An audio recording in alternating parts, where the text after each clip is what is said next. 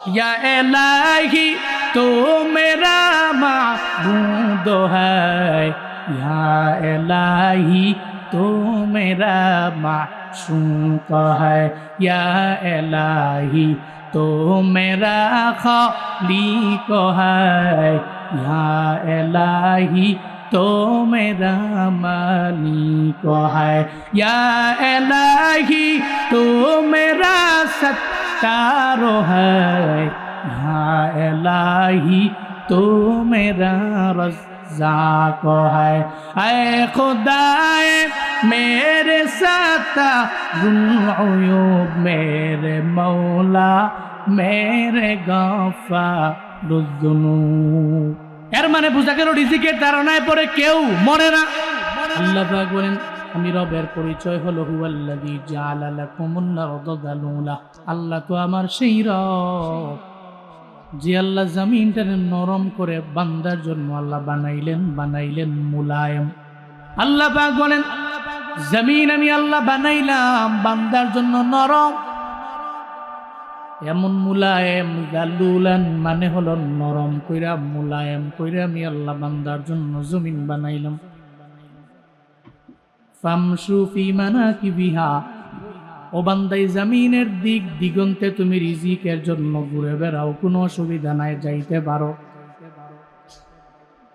জমিনের দক্ষিণ মেরু থেকে উত্তর মেরু, পশ্চিম থেকে পূর্ব দিকে যাও, তুমি যেখানে যাও ওই জায়গার মধ্যে আমি আল্লাহ যদি তোমার রিজিক রাখি, ওই জায়গার মধ্যে বান্দা তোমার যাওয়াই লাগবে। এজন্যই তো রিজিকের জন্য বাংলাদেশের কুমিল্লা জেলার বুড়িচং উপজেলার পশ্চিম সিংহের পোলাটা সৌদি আরবের মধ্যে কেন যায়? রিজিকের জন্য ওখানে দৌড়া যায়। বুড়িচংয়ের ছেলেটা থাকবে বুড়িচংয়ে, ও মালয়েশিয়ায় কেন? বুড়িচংয়ের ছেলে ও থাকবে বুড়িচংয়ে, ও যুক্তরাষ্ট্রে কেন? রিজিকের তাড়নায় পরে মানুষগুলো এক জায়গা থেকে আরেক জায়গার মধ্যে যায়, এক জায়গা থেকে আরেক জায়গায় যায়। আল্লাহ বলেন রে গোলাম, আমি রব তোর এমন মালিক, জমিনটার আমি আল্লাহ তোমার জন্য এমন মুলায়ম বানাইলাম। এই নরম জমিনের যেই কোনো প্রান্তে দিক দিগন্তে তুমি দূরে যাও। ফামশু ফি মানাকিবিহা,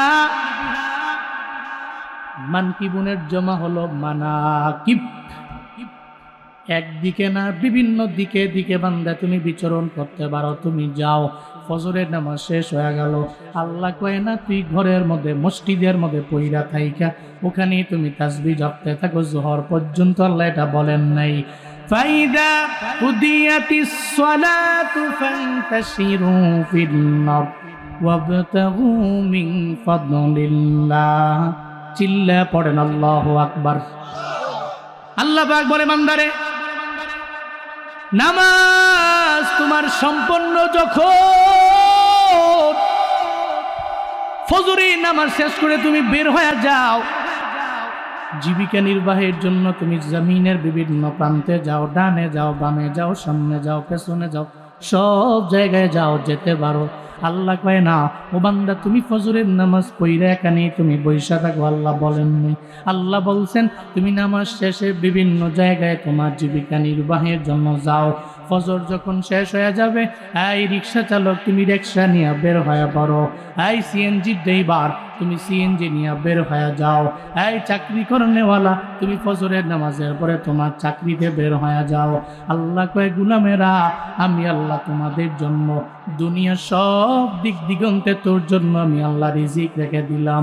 তুই যেথায় মন চায় সেথায় যাও, ওখান থেকে রিজিকটারে বান্দা তুমি উঠে নাও, গ্রহণ করে নাও। তবে সাবধান, রিজিক অবলম্বন করতে যাইয়া জীবনেও কোনোদিন তুমি হারাম হয়েতে যাইবা না। কারণ হারাম হয়েতে গেলে ওই বডিটা হয়ে যাবে, রক্তগুলো হয়ে যাবে অবৈধ রক্ত, আর এই অবৈধ রক্তওয়ালা বডি জীবনেও কোনোদিন রবের জান্নাতে যাবে না। রিজিক হলো দুই প্রকার, এক নম্বরে হালাল, দুই নম্বরে হারাম। রিজিকের পেছনে তুমি দৌড়াইও, আল্লাহ বলছেন তুই ডানে যাও বামে যাও দুনিয়ার যে কোনো দিকে যাও, তবে হারাম না হালালের দিকে দৌড়াও। রিজিক দুই প্রকার, বান্দা তুমি হালাল ওয়েতে যাইতে পারলে তোমার জন্যই ফায়দা। কারণ হালাল হালাল খাইয়া যদি বডিটারে হালাল বানাইয়া যদি রবের দরবারে একটু আল্লাহরে যদি ডাক দাও, আমার আল্লাহ আমার দোয়া তুমি কবুল করে নাও। আল্লাহকে হালাল খাইয়া ডাকতে দেরি হয়ে যাবে, আমার আল্লাহ তোমার ডাকে সাড়া দিতে দেরি করবে না। বান্দার মনের মধ্যে চিন্তা, রব আমার কেন ডাকে সাড়া দেয় না, ও বড় অবাক। এজন্য সব জায়গায় দৌড়ায় কয় আল্লাহরে আমি ডাকি, আমার আল্লাহ কেন ডাকে সাড়া দেয় না। কেমনে দিবে? তুমি তো তোমার বডিটারে হারাম বানাইলা, তোমার রক্তটা হারাম। ও বান্দা তোমার হাত পা সব নাপাক হয়ে গেল, এই নাপাক জিহ্বা এই নাপাক জবান দিয়ে আমার আল্লাহরে ডাকলে তো আমার আল্লাহ সাড়া দিবেন না। এই জন্য রিজিকের বেলায় খুব চিন্তা ভাবনা করে বান্দা যাও। মনে রাখবেন বুড়িচংয়ের মুসলমানেরা, এই পৃথিবীর মধ্যে রিজিকের তাড়নায় পরে ইতিপূর্বেও কোনো বান্দা মরে যান নাই, বর্তমানেও মরে না, ভবিষ্যতেও কোনো বান্দা রিজিকের তাড়নায় পরে মরবে না, ঠিক কিনা? রিজিকের তাড়নায় পরে কেউ মরে না। তাইলে বুড়িচংয়ের মানুষের মনের মধ্যে প্রশ্ন, কমলাপুর রেল স্টেশনের মধ্যে হুজুর যায় দেখেন কত মানুষ না খায়া মারা যায়, তাহলে এরা তো রিজিকের তাড়নায় পরে মারা গেল। আমি বলি না রে বাবা, মুফাসসিরিন কেরামগণ জানায়া দেয় এই কমলাপুর রেল স্টেশনে না খায়াও মারা যায়, রিজিকের তাড়নায় পরে মারা যায়। আসলে মূলত এটা অসিলা, এভাবে বান্দা মারা যাবে এটাই তকদিরে ছিল।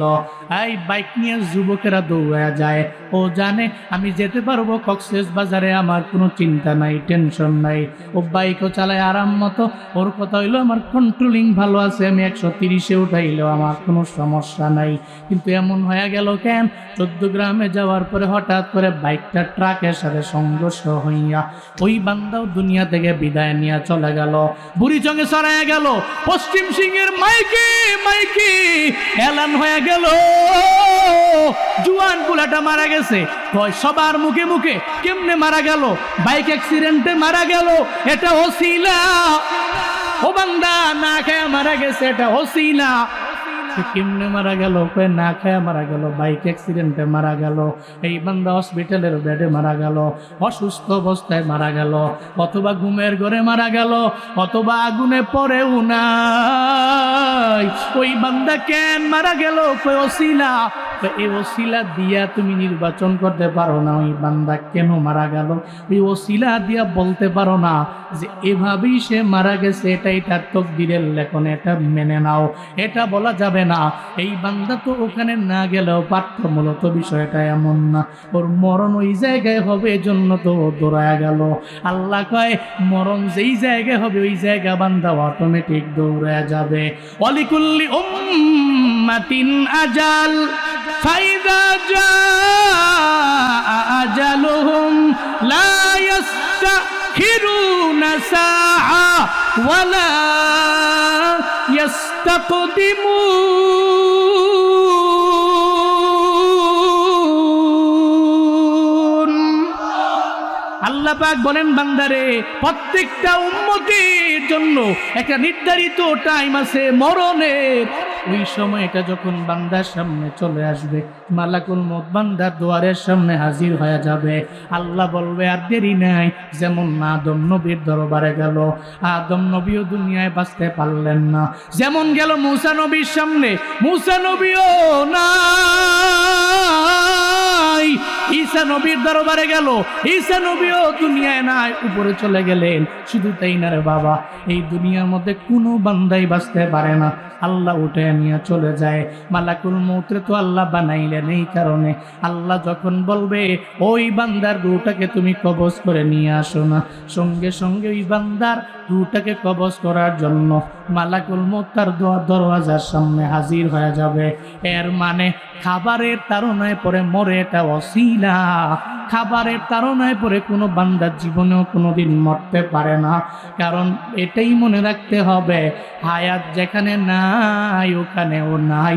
মালাকুল মউত হাজির হয়ে গেছে, রূহটাকে কবজ করে নিতে দেরি করেন নাই। রিজিকের তাড়নায় পরে কেউ মরে না, কেউ মরেনি, এখনো মরে না, কেউ ভবিষ্যতে মরবেও না। আল্লাহ পাক বলেন, রে গোলাম, রিজিক আমি আল্লাহর হাতের মধ্যে জন্যই রেখে দিলাম। আল্লাহ যদি আওয়ামী লীগের হাতের মধ্যে রিজিক দিত, তাহলে আওয়ামী লীগের সময় বিএনপির সমস্ত লোকেরা না খায় মরত। আল্লাহ যদি বিএনপির হাতের মধ্যে দিয়ে দিত, কয় রিজিকের ব্যবস্থা দিয়ে দিলাম, তাহলে আওয়ামী লীগের সবগুলা না খায়া মইরা যাইত। ডোনাল্ড ট্রাম্পের হাতের মধ্যে যদি আল্লাহ বলতো রিজিক দিয়ে দিলাম, তাহলে জো বাইডেন না খায়া মইরা যাইত। জো বাইডেনের হাতের মধ্যে যদি বলতো আল্লাহ রিজিক দিয়ে দিলাম, এরপরে জো বাইডেনের সময় ডোনাল্ড ট্রাম্পের দেওয়া হবে না, বলতো দরওয়াজা বন্ধ। এক নেতার হাতের মধ্যে দিলে ওই নেতার ব্যাকগ্রাউন্ডে আরেকজন যে আছে প্রতিপক্ষ, ও আসলে ওই প্রতিপক্ষরে দিত না, কয় রিজিকের দরওয়াজা বন্ধ করে দাও। আল্লাহ কয় জন্য কারো হাতে দেই নাই, রিজিকের মালিক একজন, চিল্লায়া বলেন তার না।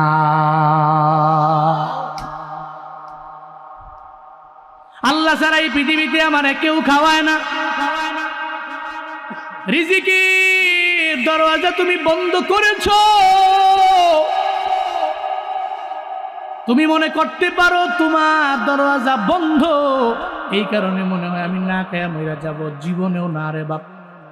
আল্লাহ যারে খাওয়ায়, দুনিয়ার কোনো বান্দা না খাওয়াইলেও কোনো টেনশন। আল্লাহ তো চোরেরও খাওয়ায়, আল্লাহ ডাকাতেরও খাওয়ায়, আল্লাহ বেঈমানেরও খাওয়ায়, আল্লাহ ইহুদিরে খাওয়ায়, খ্রিস্টানরে খাওয়ায়, বৌদ্ধরে খাওয়ায়। যেই বান্দা 5 ওয়াক্ত নামাজের 1 ওয়াক্তও পড়ে না, আল্লাহ তারেও খাওয়ায়। যেই বান্দা 5 ওয়াক্ত নামাজ পড়ে, আল্লাহ তারে খাওয়ায়। ও বান্দা, যেই বান্দা রোজা রাখে না, আল্লাহ তারে খাওয়ায়। আবার যে রাখে, আল্লাহ তারেও খাওয়ায়। আল্লাহ কয় রিজিকের বেলায় তোর কোনো চিন্তা নাই, টেনশন নাই। তবে শর্ত হলো, তুই রিজিক অন্বেষণ করতে যাইয়া তোর বডির মধ্যে হারাম ঢুকাবি না। কারণ লা ইয়াদখুলুল জান্নাহ জাসাদুন গুযিয়া বিল হারাম। মদিনাওয়ালা নবী জানিয়ে দিলেন, যেই বডিটা হারাম দ্বারা লালিত পালিত হয়ে গেল, জীবনেও কোনোদিন ওই বডি জান্নাতে যাবে না। এর মানে বুড়িচঙের মুসলমান বুঝতে পারলাম, জানতে পারলাম, আমার বডি যদি হারাম মুক্ত হয়, আর এই রক্ত যদি আমি হালাল বানাইয়া আমার আল্লাহকে যদি ডাকার মতো আমি ডাকতে পারি, আমি ডাকতে দেরি হয়ে যাবে, আমার আল্লাহ আমার ডাকে সাড়া দিতে দেরি করবে না। চিল্লায়া পড়া যাবে কি সুবহানাল্লাহ। ইয়া ইলাহি তো মেরা মাবুদ হ্যায়, ইয়া ইলাহি তো মেরা মাশূক হ্যায়, ইয়া ইলাহি তো মেরা খালিক হ্যায়, या इलाही तो मेरा मालिक है, या इलाही तो मेरा सत्तार है, या इलाही तो मेरा रज़्ज़ाक़ है। ऐ खुदाए मेरे साथ ज़ुल्ऊयूब, मेरे मौला मेरे गफ़ार। এর মানে বুঝা গেল রিজিকের ধারণায় পরে কেউ মরে না। হালাল ওয়েতে রিজিক অন্বেষণ করিও বুড়িচঙের মুসলমান।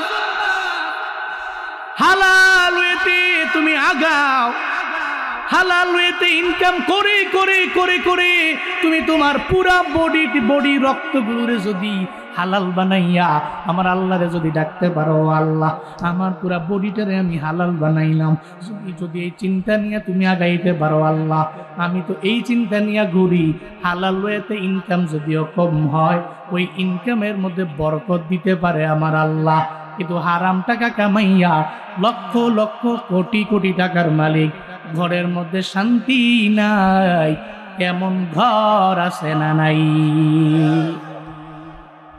গার্মেন্টসের মালিক লক্ষ লক্ষ কোটি কোটি টাকার মালিক, বিলিয়ন বিলিয়ন ডলারের মালিক, কিন্তু ঘরের মধ্যে যাওয়ার পরে বউ কথা শুনে না, সন্তান কথা শুনে না। আছে না নাই? কিন্তু এটা গরিব ঘরের মানুষ, উনি কোনো রকম জিন্দেগি চালায়। দেখবেন বউরে বলতে দেরি, গরম পানি করতে দেরি নাই, বউরে বলতে দেরি তুমি বামে যেও না। জীবনেও কোনোদিন স্বামীর কথা অমান্য করে না।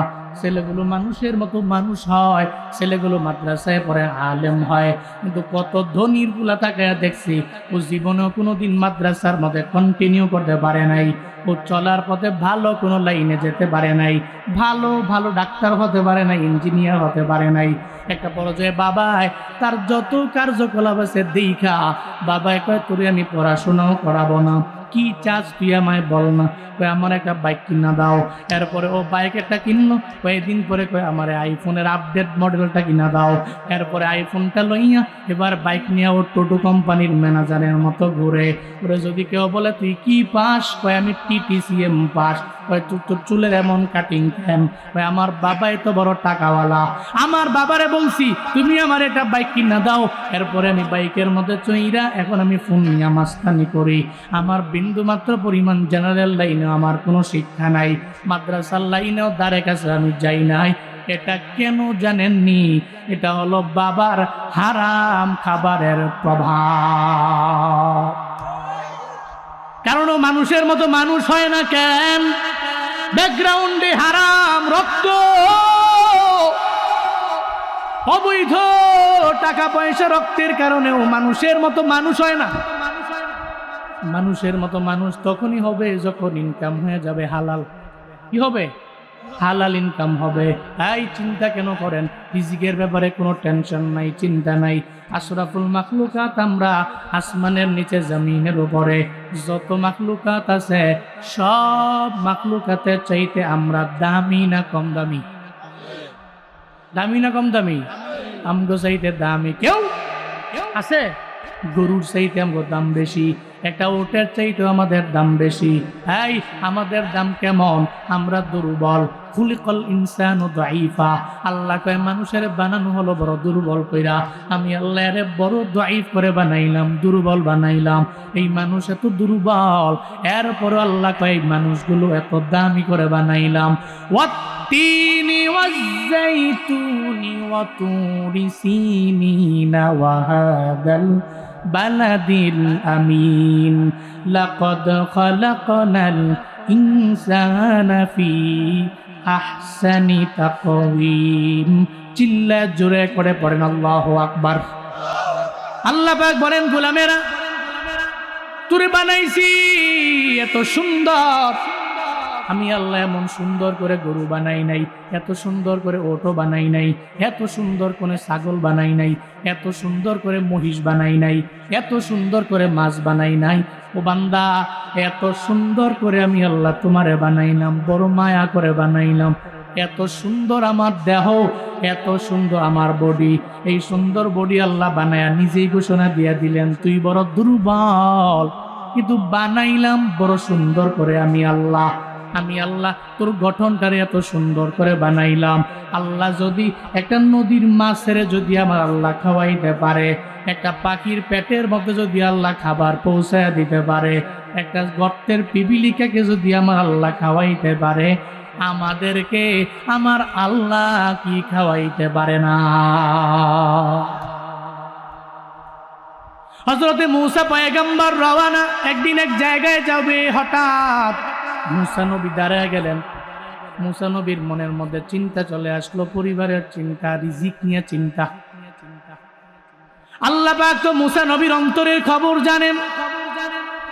আল্লাহ বললেন নবী মূসা সামনে কি? কয় পাথর, সখর। কি পাথর? সামনে সখর, সামনে পাথর। কয় মূসা নবী হাতের মধ্যে কি? কয়টা লাঠি।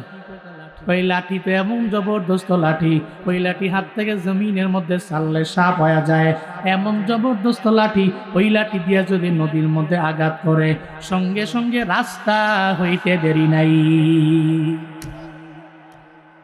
এমন এক জবরদস্ত লাঠি আমার হাতে। আল্লাহ কয় মূসা সামনে কি? কয় পাথর। পাথরের মধ্যে জুড়ে মারেন, আপনার হাতের লাঠি দিয়ে জুড়ে পাথরের মধ্যে একটা বাড়ি মারেন। সঙ্গে সঙ্গে উনি পাথরের মধ্যে জোরে বাড়ি মারলেন। মারার পরে বড় পাথরটা দুইটা ভাগ হয়ে আর একটা পাথর বের হয়ে গেল। এরপরে আল্লাহ কয়ে মুসা নবী হবে না, আবার ওই পাথরের মধ্যে জুড়ে একটা বাড়ি মারেন। আবার মারলো, ওই পাথরটা ফেটে আর একটা পাথর বের হয়ে গেল, দুইটা পাথর বের হইল। এবার আল্লাহ কয়ে হবে না, আবার ওই পাথরের মধ্যে আপনার লাঠি দিয়ে জোরে বাড়ি মারেন। আবার যখন আঘাত করলো, এরপরে আবার ফেটে আর একটা পাথর বের হয়ে গেল। হযরতে মুসা নবী তাকায়া দেখে ওই পাথরের মধ্যে ছোট্ট একটা জাররা পরিমাণ প্রাণী। ওই জাররা পরিমাণ প্রাণীটা ওই ৩-৪ পাথরের ভিতরে মুখের মধ্যে খাবার নিয়ে ও একদিক থেকে আর একদিকে যায় আর আমার মাওলার গুণগান গায়। হযরতে মুসা নবী বড় অবাক হয়ে গেলেন। হযরতে মুসা নবী দেখে জাররা পরিমাণ প্রাণী ওখানে কেন? আল্লাহ মুসা নবীর চোখের মধ্যে এমন পাওয়ার দিয়ে দিলেন। আপনাদের মনের মধ্যে প্রশ্ন, হুজুর জাররা কি জানেননি? একটা বালু কোনারে যদি আপনি 70টা ভাগ করেন ওটার নাম জাররা। এই আমরা টিনের ঘরের মধ্যে দেখবেন সকালবেলা 7টা-8টা বাজে যখন সূর্য আসলো, সূর্য আলো দেওয়ার পরে এই টিনের উপরে চালের মধ্যে একটা জায়গায় ছিদ্র আছে, ওই ছিদ্র দিয়ে দেখবেন একটা আলোক রশ্মি আপনার রুমের মধ্যে আসে। ওই আলোক রশ্মির মধ্যে দেখবেন ছোট ছোট বালি কণাগুলো বিভিন্ন জায়গায় ঘুরে বেড়ায়। যে যখন সূর্য ডুবে গেল সন্ধ্যার পরে আপনি একটা মোবাইলের লাইট লাগাইলেন, জীবনেও কোনোদিন আপনি ওই আলো দেখবেন, ওই বালিকণা দেখা যাবে না। এর মানে দিনের বেলা ওই সূর্যের আলোতে আলোক রশ্মি যে ছিদ্রের মাধ্যমে আপনার ঘরের মধ্যে আসলো, ওই আলোক রশ্মির মধ্যে দেখবেন বালিকণার অভাব নাই। ওই বালিকণাগুলো জীবনেও কোনোদিন আপনি খালি চোখে দেখতে পারবেন না। ওইটাই হলো জাররা। একটা বালুকণারে 70টা ভাগ করার পরে জাররা। হযরতে মুসা নবী বলেন ওই পাথর আমি আঘাত করলাম, এরপরে আবার পাথর, আবার আঘাত করলাম, এরপরে আবার পাথর চলে আসলো, আমি আবার আঘাত করলাম, পাথর বের হয়ে গেল। আমি তাকে দেখি ওই পাথরের ভিতরে একটা প্রাণী দেখা যায়। আর ওই প্রাণীটার মুখের মধ্যে আমি তাকায় দেখলাম ওই প্রাণীটার মুখের মধ্যে আবারও খাবার নিয়েও এক জায়গা থেকে আরেক জায়গায় যায় আর আমার মাওলার ও গুণগান গায়। মুসা নবী চিন্তা করলেন, আরে ছোট্ট প্রাণী জাররা পরিমাণ ও এনে কেমন এলো? উনি অবাক হয়ে গেলেন। আবার মুখের মধ্যে খাবার দেওয়া যায়, এরে এনে কে খাওয়ায়? সুবহানাল্লাহ পড়ে না? অবাক না? একটা পাথরে বাড়ি মারলেন, বের হলো আর একটা পাথর, আবার মারলেন আর একটা পাথর, আবার মারলেন আর একটা পাথর। ওই পাথরের ভিতরে ছোট্ট প্রাণী, আবার জাররা, এত ছোট প্রাণী ও তার মুখের মধ্যে খাবার নিয়ে একদিক সেদিক যায়, রবের গুণগান গায়। বাপ রে বাপ, আরে তুই এনে আসো কেমন? এনে থাইকা আবার তোর মুখের মধ্যে তোর রিজিকও দেখা যায়। সুবহানাল্লাহ পড়ে না? প্রাণী কি কয়? সুবহানা মাইয়ারানি। আল্লাহ পাক মুসা নবীর কান খুলে দিলেন। ওই প্রাণী বলতে লাগলে যখন আমার আল্লাহর দরবারে বলে আল্লাহ গো সুবহানা মাইয়ারানি, ছোট্ট একটা প্রাণী সে বলতে লাগলো পুত পবিত্র যেই রব আমার, একটা দুইটা পাথর নয় 4টা পাথরের ভিতরে আমার রব আমারে দেখতে পায়। আমার রব এমন মালিক, একটা নয়, দুটো নয়, 3টা নয়, 4টা পাথরের ভিতরে আমার আল্লাহ আমারে দেখতে পায়।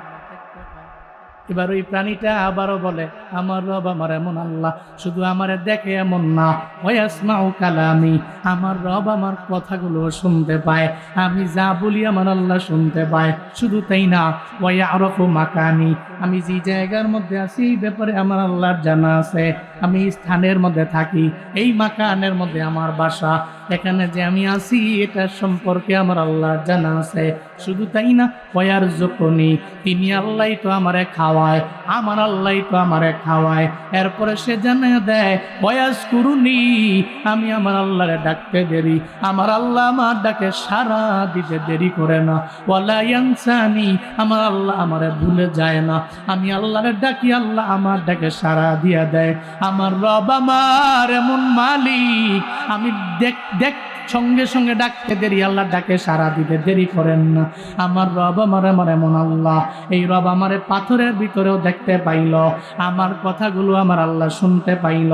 শুধু তাই না রে মূসা, আমি এই জায়গায় থাকি, আমি বড় একা, এই জায়গার মধ্যে রিজিকের ব্যবস্থাও তো আমার আল্লাহ করে। শুধু তাই না রে মূসা, আল্লাহ আমারে স্মরণ করে মাঝে মাঝে। আমার আল্লাহ জীবনে কোনো দিন আমারে ভুইলা যায় নাই।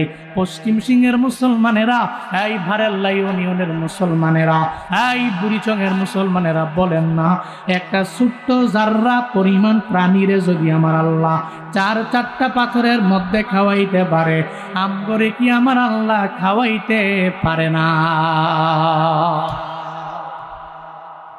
وَمَا مِن دَابَّةٍ فِي الْأَرْضِ إِلَّا عَلَى اللَّهِ رِزْقُهَا وَيَعْلَمُ مُسْتَقَرَّهَا وَمُسْتَوْدَعَهَا كُلٌّ فِي كِتَابٍ مُبِينٍ। আল্লাহ পাক বলেন, বান্দারে, আসমানের নিচে জমিনের উপরে যত আছে চতুষ্পদ জন্তু জানোয়ার, আমি আল্লাহর যা বানানো যত মাখলুকাত, এদের সবার রিজিকের ব্যবস্থা তো আমি আল্লাহ করি। ওয়ামা মিন দাব্বাতিন ফিল আরদ ইল্লা আলাল্লাহি রিজকুহা, আল্লাহর উপরেই তো দায়িত্ব। আল্লাহ নিজের উপরে নিজেই দায়িত্ব রাখলেন, কারোর উপরে দেন নাই। আল্লাহ কয় সবার রিজিকের ব্যবস্থা আমি আল্লাহ করি, তোর চিন্তা করার দরকার নাই, টেনশন করার কোনো প্রয়োজন নাই। তবে বান্দারে, তুই তো রিজিকটারে কেমনে কেমনে তুই চালাবি, কেমনে ভাগ করবি। মনে রাখবেন, সেলফে সালিহিন যারা, ওলিয়ে কামেল যারা, এই সমস্ত মানুষগুলো রিজিকের কেমনে ভাগ করতে শুইনা জানবে বাবা। ভারতের দারুল উলুম দেওবন্দের নাম কি আপনারা শুনেন নাই? শুনছেননি? ভারতের দারুল উলুম দেওবন্দের পাশে এক বাজার, ওই বাজারের মধ্যে এক আল্লাহর বান্দা, নাম হলো শাহজি আব্দুল্লাহ। উনি ঘাস বিক্রি করে করে ওনার সংসার চালায়। শাহজি আব্দুল্লাহ ঘাস নিয়ে বাজারে যায়। বাজারে যাইতে দেরি, মানুষগুলো লাইনে দাঁড়ায় থাকে ওনার ঘাস নেওয়ার জন্য। কেন রে? হালাল ইনকামের প্রভাব। হালাল ইনকাম এমন ভাবে করে, প্রতিদিন ঘাস বিক্রি করে 6 টাকা দরে। কয় টাকা? 6 টাকা দরে বিক্রি করে। যতই কাস্টমার বাড়ুক, জীবনে কোনো দিন দাম বাড়ায় দেয় না। আর আমরা বাজারের দোকানদারেরা একটু কাস্টমারের ভিড় যখন দেখতে পায়, এরপরে যেই টাকা দিয়ে ও কিনছে না কেন, হঠাৎ করে শুনতে পেল ঢাকার মধ্যে দাম বেড়ে গেছে, ও গ্রামের বাজারে থেকে কেউ কিনছে তো অল্প টাকা দিয়ে। ও কয় যদি অন্য জায়গায় এত লাভ করতে পারে, আমি কেন করবো না? দেখবেন মাঝে মাঝে পেঁয়াজের বাজারে আগুন দেখা যায়, আলুর বাজারের মধ্যে আগুন দেখা যায়। এমন সিন্ডিকেট লাগাইয়া আমরা ব্যবসায়ীরা মানুষের গলার মধ্যে পাড়া দিয়া এরপরে টাকা নেয়, আসে না না? শাহজি আব্দুল্লাহ কেমন? শাহজি আব্দুল্লাহর এত কাস্টমার, কিন্তু এরপরেও বিক্রি করে মাত্র 6 টাকা। ঘাস নিয়ে বিক্রি করে 6 টাকা। জীবনেও কোনোদিন আমি দাম বাড়াইতে পারি না। আমার ক্রেতার অভাব নাই, লাইনে দাঁড়ায় যায় ক্রেতারা। এবার ঘাস বিক্রি করার জন্য একদিন বাজারে গেল, তার ঘাসও নিয়ে গেল। উনি 6 টাকা পায়, বাড়ির মধ্যে নিয়ে যায়, ভাগ করে 3টা। জোরে বলেন কয়টা? এই মিয়া, আপনাদের জন্য মেসেজ। কেমনে চলবেন দুনিয়ার লাইফে? রিজিক কামায়া সব খায়া লাইবেন, না কিছু রাখবেন, নাকি সব দিয়ে লাইবেন? কি করবেন? দেখেন কি করে ওনারা। শাহজি আব্দুল্লাহ পায় মাত্র 6 টাকা, বাড়ির মধ্যে নিয়ে যায়, ভাগ করে 3টা। একটা ভাগ পরিবারের মধ্যে ব্যয় করে দেয়, আর একটা ভাগ শাহজি আব্দুল্লাহ দান করে দেয়, আর একটা ভাগ উনি বাড়ির মধ্যে নেয়, সঞ্চয় করে রাখে। ফিউচারে কোনো বিপদের মধ্যে পড়লে টাকা লাগবে, এজন্য সঞ্চয় করে। ভাগ 3টা করলো। আল্লাহর ওই বান্দা তার সময় কাটাইতে লাগলো, দিনাতিবাদ করতে লাগলো। আবার প্রতি বছরে একবার দারুল উলুম দেওবন্দের সমস্ত আসাতিজায়ে কেরামদের আইনাও একবার খাওয়ায়। সুবহানাল্লাহ পড়ে না? কামায় কয় টাকা? কয় টাকা? ভাগ করে কয় টাকা? কয়টা? 3টা। একটা ভাগ কি করে? পরিবারে দেয়, পরিবারের কাজে বাজার করে। এরপর আরেকটা ভাগ উনি দান করে, আরেকটা ভাগ সঞ্চয় করে। বুঝছেন, আপনি বেতন পান 15,000, আপনি এক মাসে খাইয়া মোটামুটি সব সাবাল দিয়ে লাইছেন আপনি। এর পরের মাসে এমনি কি খাইতাম, কেমনে চলতাম, তো তখন বিপদে ফিরে আপনি যে এখন কি সুদে টিহানো চলতেইব না, খাইতাম পারতেছি না। আপনারা কেডা কইছে আপনি সব খাইয়া লাইতে? হেই মিয়া, কেমনে চলবেন দেখেন। শাহজি আব্দুল্লাহ 6 টাকা পাইছে, ভাগ করছে 3টা, 1 ভাগ পরিবারে, আরেক ভাগ দান করে দিছে, আরেক ভাগ সঞ্চয় করছে ফিউচারে চলার জন্য। আবার প্রতি বছরে বছরে একবার দাওয়াত দেয়, দেওবন্দের সমস্ত আসাতিজা কেরামদের দাওয়াত দিয়া ওনার বাড়ি খাওয়ায়। আল্লামা ইয়াকুব নানুতুবি রহমতুল্লাহ আলাইহি উনি বলেন, পুরা বছরের মধ্যে দাওয়াত তো আর মানুষ আমাদের কম দেয় না, কিন্তু সবার বাড়িতে দাওয়াত খাইতে মনও চায় না। কিন্তু শাহজি আব্দুল্লাহর ঘরে দাওয়াত খাওয়ার জন্য আমরা পুরা বছরে একবার খাওয়ার পরপরই খালি অপেক্ষায় থাকতাম ওই সুদিন কবে আসবে যেদিন শাহজি আব্দুল্লাহ আমাদেরকে দাওয়াত দিয়ে খাওয়াবে। চিল্লায়া পড়বেন কি সুবহানাল্লাহ। ইয়াকুব নানুতুবি রহমতুল্লাহ আলাইহি জানায়া দেয়, পুরা বছর লাগাইয়া আমরা চিন্তা করতাম আর টেনশন করতাম কবে আসবে সেই সুদিন যেই দিন আমাদের দাওয়াত দিবে আব্দুল্লাহ। কেন পুরো বছর লাগাইয়া কেন ওয়েটিং এ থাকতাম? ইয়াকুব নানুতুবি রহমতুল্লাহ আলাইহি বলেন, ওনার বাড়ির মধ্যে দাওয়াত খাওয়ার জন্য যখন আমরা যাই, ওনার বাড়িতে দাওয়াত খাইয়া আমাদের বাড়ির মধ্যে আসার পরে টানা 40 দিন পর্যন্ত আমরা নামাজের মজা পাই, আমরা টানা 40 দিন রোজার মজা পাই, আমরা টানা 40 দিন আমলের মজা পাই, তাহাজ্জুদের মজা পাই, ইশরাকের মজা পাই, আউয়াবিনের মজা পাই। আমরা আমল করতে করতে করতে শুধু মন চায় টানা 40 দিন লাগাইয়া আমরা যতই চেষ্টা করি গুনাহের দিকে যাই না। সগীরা গুনাহ আমাদের দ্বারা হয় না, কবিরা গুনাহ তো বলেও হয় না। এটা কেন হয় জানোনি? এটা হলো শাহজি আব্দুল্লাহর সব ইনকাম হলো হালাল, 1 পয়সার ভিতরে কোনো হারাম নাই। এটা হলো হালাল খাবারের প্রভাব। এবার ইয়াকুব নানুতুবি বলেন, আবার আরেকদিন আরেকজনের বাড়িতে দাওয়াত খাওয়ার জন্য আমি গেলাম। ওখানে যাওয়ার পরে আমার যখন খাবার দেওয়া হলো, আমি খাইলাম না, মাত্র 1 লুকমা খাবার আমি আমার মুখের মধ্যে ঢুকাইলাম, গিলল না।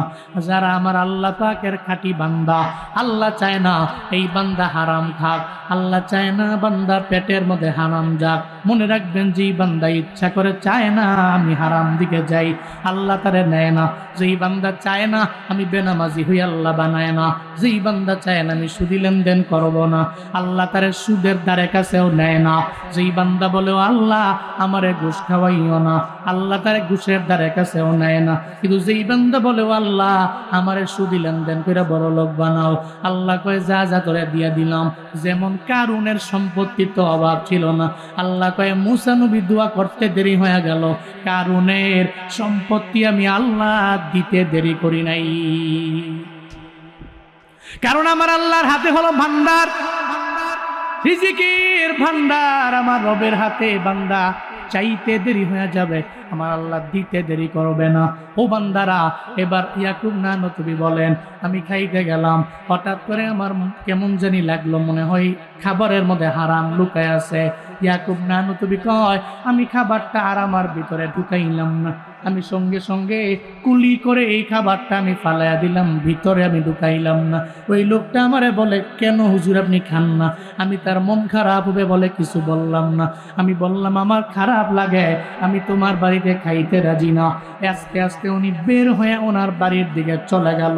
ও বান্দারা, এই যে ইয়াকুব নানুতুবি রওনা হয়ে চলে গেলেন, উনি বলেন আমি 1 লোকমা খাবার আমার পেটের মধ্যে পর্যন্ত আমি ঢুকাইলাম না, আমার মুখের মধ্যে আমি শুধু নিয়ে নিলাম। কিন্তু এরপরেও টানা 40 দিন আমি নামাজের মজা পাই নাই, আমি রোজা রাখার মজা পাই নাই, আমি আমল করার মজা পাই নাই, আমি তাহাজ্জুদ ইশরাক আউয়াবিনের মজা পাই নাই, আমি ভালো কাজের কোনো মজা পাই নাই। এটা কেন জানো নি? হারাম খাবার মুখে নেওয়ার প্রভাব। তেলে আমি আব্দুল্লাহর ঘরে খাইছি, ওর ঘরে খাই আর টানা 40 দিন আমি নামাজ পড়ছি, মজা পাইছি। কিন্তু আব্দুল্লাহ বেঁচে রেখে আরেকজনের ঘরে আমি গেছি দাওয়াত খাইতে, ওর খাবারটা মুখে নিতে দেরি, আমি ভিতরে ঢুকাই নাই, কুলি করে ফালাইয়া দিছি। এরপরে ও টানা 40 দিন আমি নামাজের মজা পাই নাই, রোজার মজা পাই নাই, আমলের মজা পাই নাই। এর মানে বোঝা গেল আপনি হালাল খাইলে নামাজ পড়তে মন চাইবে, আপনি হালাল খাইলে রোজা রাখতে মন চাইবে, আপনি হালাল খাইলে নেক আমল করতে মন চাইবে। কিন্তু হারাম খান, নামাজের মতো পাবেন না। হারাম খেয়ে আল্লাহরে ডাকেন, লাভ নাই তো। 1 নম্বরে তো লাভ নাই, 2 নম্বরে আপনার মন চাইবে না, হুজুর কেন জানি নামাজ পড়তে ভাল লাগে না, দান করতে ভাল লাগে না, হুজুর কেন জানি খালি হারাম ময়াতে বিভিন্ন দিকে যেতে খালি মন চায়। কেন চায়? কারণ হলো আপনার রক্ত তো হারাম হয়ে গেছে।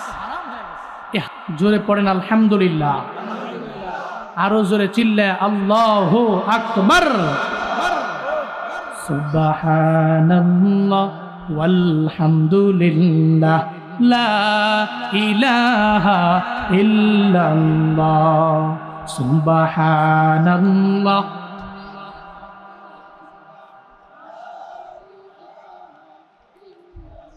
সবাই সুবহানাল্লাহ ওয়ালহামদুলিল্লাহ।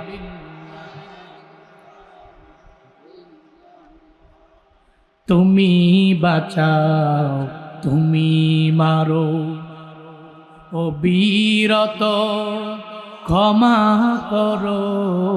তুমি বাঁচাও, তুমি মারো, অবিরত ক্ষমা করো।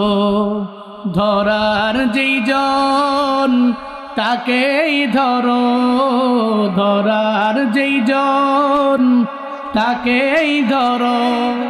তোমার মুঠোয় সবই আল্লাহ, সুবহানাল্লাহ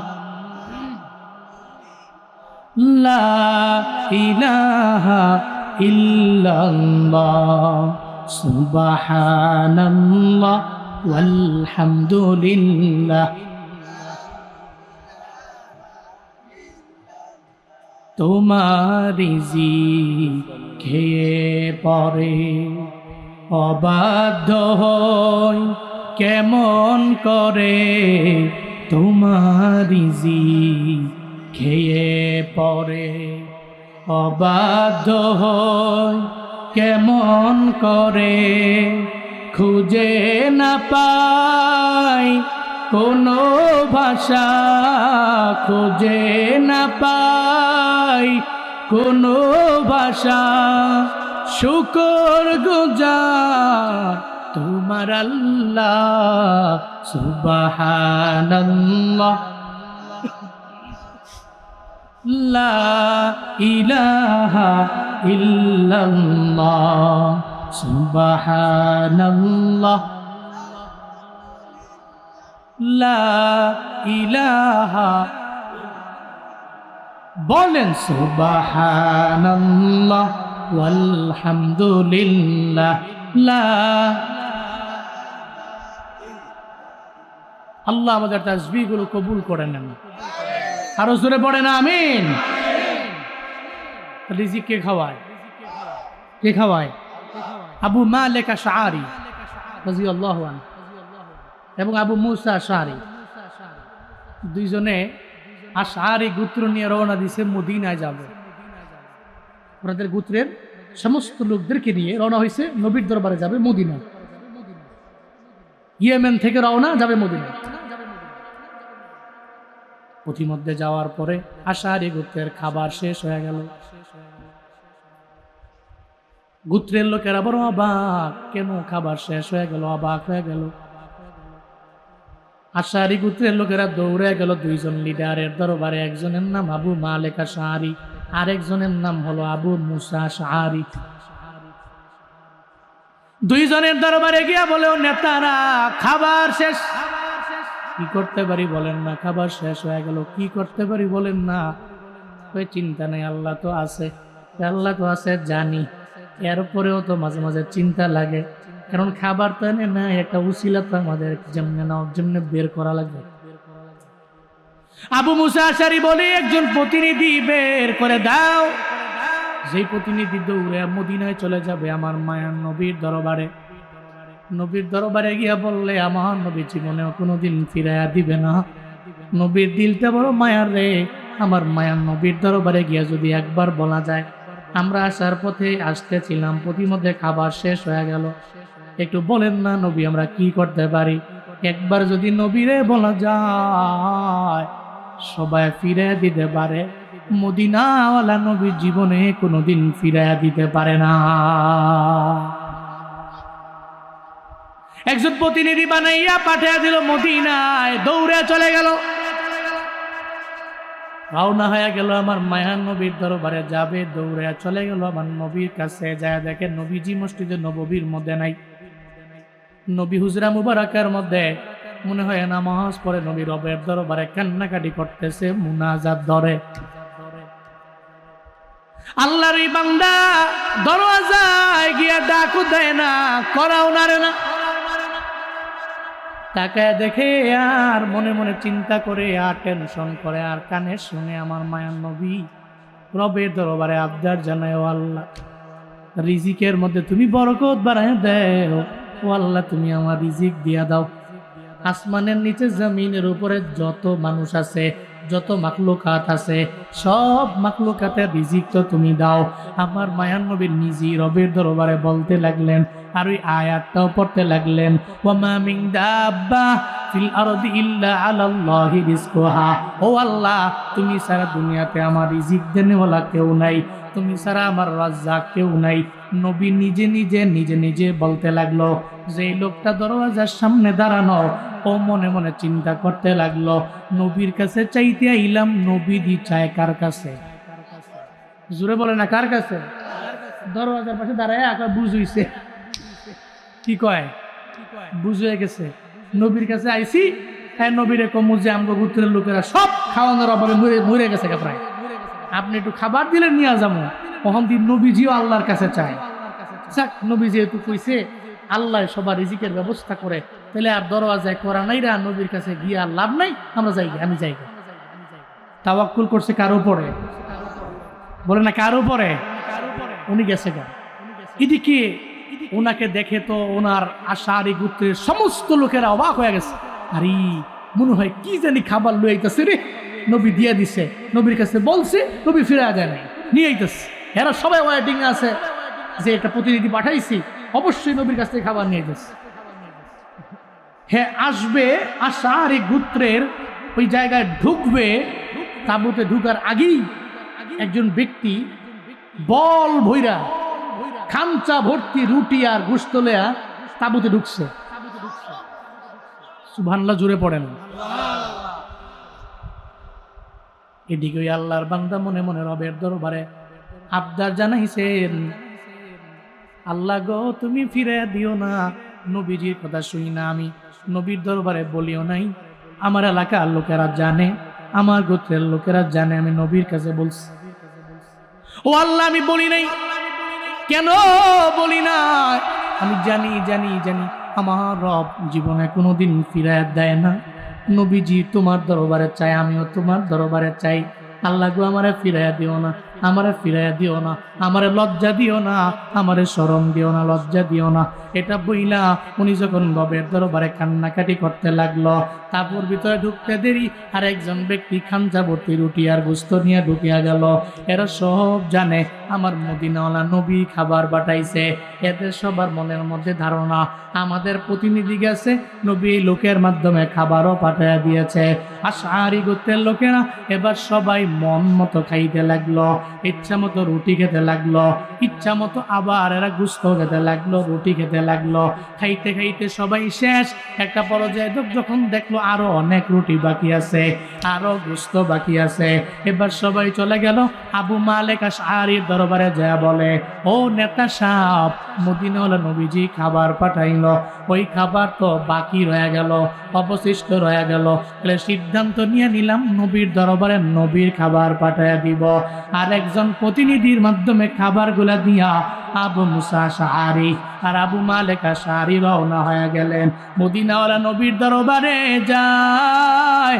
আর নবীর দরবারে গিয়া নবীর সামনে দাঁড়ায়, নবী গো, আপনার দরবারে একজন প্রতিনিধি গিয়েছিল, ওই প্রতিনিধি যাইয়া আপনার দরবারে আমগো গোত্রের নাম বইলা যে খাবারের কথা আপনার কাছে আবদার জানাইছে, ওই খাবার তো আপনি মায়া করে পাঠাইয়া দিচ্ছেন।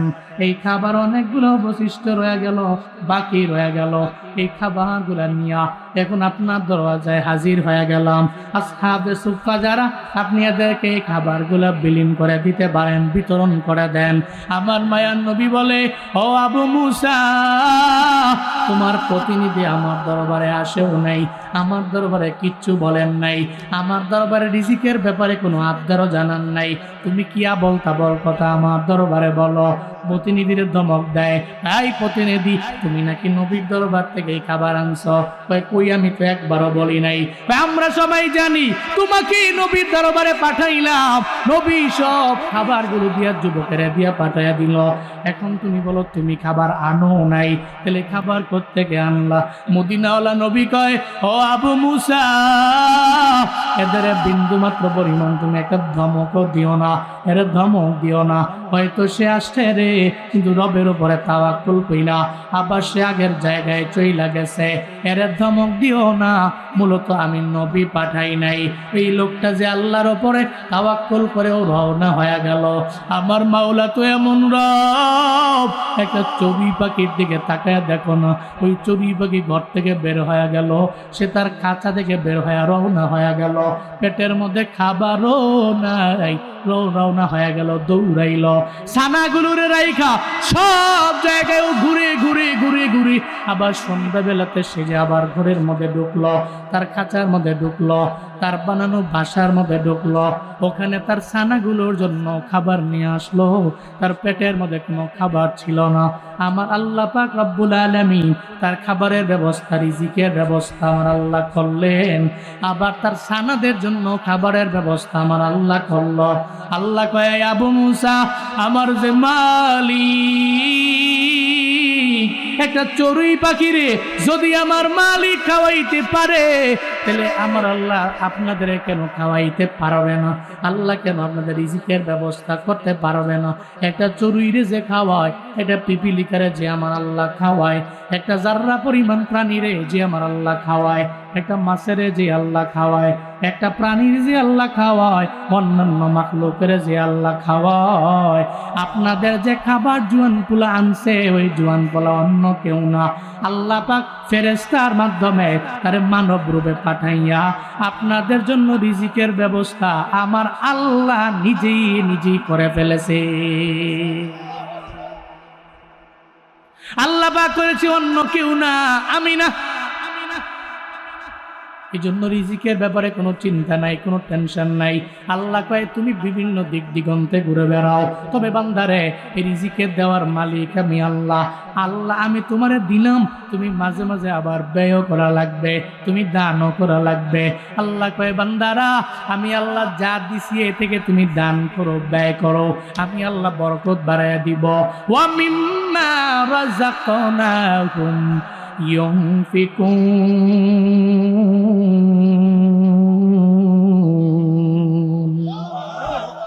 আল্লাহ কয়, তোরে দিছি, তুই আমার রিজিক থেকে ব্যয় করিস।